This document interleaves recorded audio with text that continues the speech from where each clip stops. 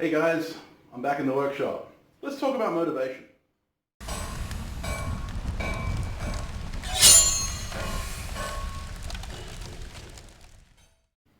Motivation is one of those ubiquitous things that we all talk about, but we never really discuss what motivates us. A lot of the time, the only time you're going to hear about motivation is when you're watching some kind of murder mystery in which they're talking about the killer's motivation for killing someone. But realistically, we all need motivation to do anything. And if we had zero motivation, absolutely none, we wouldn't do anything. We wouldn't breathe. We need motivation to breathe. So motivation takes many forms, and understanding what motivates us is incredibly important to maintaining that forward inertia, that drive to continue working. So today I want to discuss the idea of motivation and how I've kind of struggled with it and how I've learned to deal with it. Now, just a little bit of a caveat before I start here.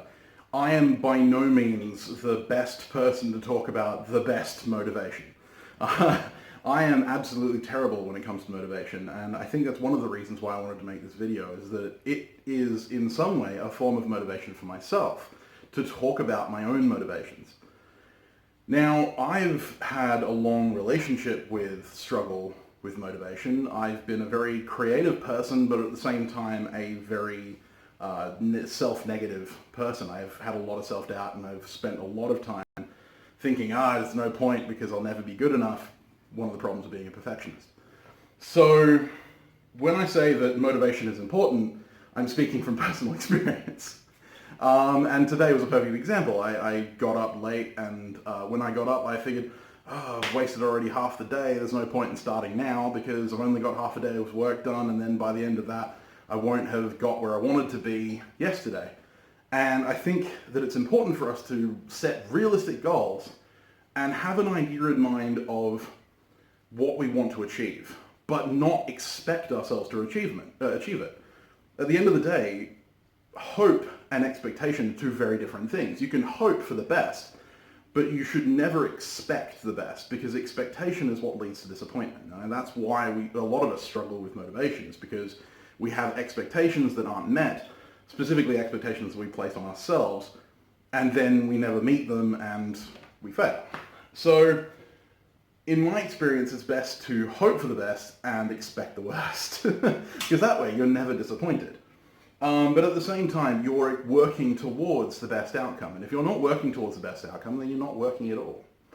One of the things that I found incredibly useful is to have a notepad. Now, I've got hundreds of these. This one's an A4 size one. I have smaller ones that I carry with me day to day. I have little notepads that I can fit in my top pocket, which is why I always have a shirt with a pocket.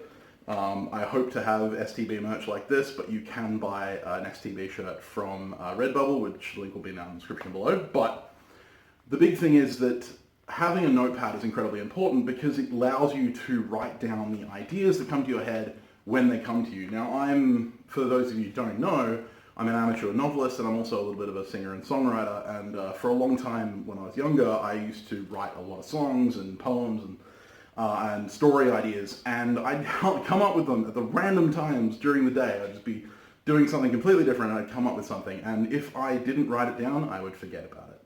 So these days, I try and write every idea I have down, and also, whenever I take, for instance, a commission, there's commission drawings, schematics, sketches, that kind of thing. Whenever I have that kind of stuff come through, I put it down on paper, and that way it's permanent. Even forging processes. Anyone can tell me what I'm trying to make here. I may make this in the future. But yeah, having a notepad is incredibly important. But having it written down is only one part of the equation. You've got it there, you've got it in front of you. What do? You need to actually start working on it.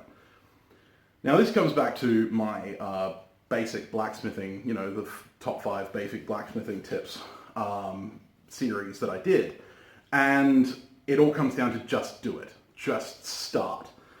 And it's never more true than when you're feeling a lack of motivation. If you are in that point where you're like, there's no point, I don't want to, I want to, but I don't. And you're sitting there thinking, it would be great to have this thing done, but I've only got enough time, I've only got like an hour, I can't do the whole thing in an hour, so therefore what's the point in starting? And one of my very best friends said something to me last night, which kind of was the reason I made this video, was that every step taken down a path is a step you don't have to take again. And I think that's incredibly important to remember, is that everything you do on a project, every step that you take on a project is a step you don't have to take again. Unless you restart, but that's an entirely different project at that stage.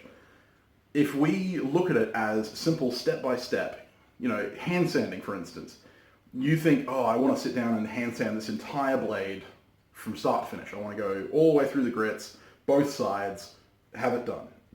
But instead, if you just said, I've only got an hour, I'll hand sand for an hour, and wherever I end up is where I end up, but that amount of hand sanding has been done and won't have to be done again. Whereas if you delay that hour of hand sanding, just go, oh, I'll watch a TV show or something like that instead, and wait for the time where I do have the entire time to work on it, you have to then spend that whole time. Whereas you'd have an hour less if you had just taken that hour to do the hand sanding. So project-wise, it's incredibly important, but even in day-to-day life, our motivations continue to change and continue to adapt to our situation. For instance, recently, I've been in quarantine. I've been in mandatory isolation. I'm not allowed to leave my house. According to the government, if I leave my house further than about 50 yards, I can be fined up to $50,000 Australian. I don't have that kind of money, so I'm staying well behind closed doors. Luckily, I have this workshop to work in, but some people don't, and some people want to find an outlet, find something to do, find a creative outlet, write something, read something, learn a new skill. Mike Boyd did a great thing on Learn Quick to learn 5 different little skills, that kind of stuff. Find yourself something to learn. Learning is great. But if you don't want to learn, or if you just want to be productive, then do something. If you've always wanted to clean your bedroom, and again, it doesn't have to be all in that one day. You can do it in parts. I struggle with that whole idea of wanting to get the whole thing done in one go, and it's one of the reasons why I struggle with filming, is because filming doubles the amount of time that a project takes. And so therefore I have to think about how much extra time it's going to take setting up the camera, setting up the shots, reshooting things if the shot goes bad, if I speak out of turn, if I say too much, all that kind of stuff. So it's something that I'm constantly aware of, and that's why I fail to film. And it's actually why I'm filming this at the moment instead of uploading the project that I'm working on. The other reason is that I don't have a very specific piece of the puzzle that I need for that project. But I do have one of the projects sitting next to me, and that will be in the next week or two, hopefully, if I get my thumb out. But motivation is incredibly important, and I want to be here to motivate you as well as motivate myself. And as a community, our blacksmithing community is fantastic for motivating each other, constantly providing challenges. Bob Bew recently, from BMB Forge, recently put out a challenge to make an apocalypse weapon out of a railroad spike. I love it. I absolutely adore that kind of stuff. I love those kinds of challenges. The Mank Tank Challenge, all that kind of stuff is fantastic because it motivates you to do something you might not do otherwise. You saw me filing on a project that I've been working on for many, many months. Actually, technically, it's been on a shelf for many, many months in someone else's workshop, but these days I have trouble sticking with one project because I get bored really quickly, and I hit a kind of a bump in the road where I just feel terrible and I just don't want to do any more on it because I just can't get past this one problem, and it all seems tragic. So instead, I'm bouncing from project to project, and I have like 4 projects on the go.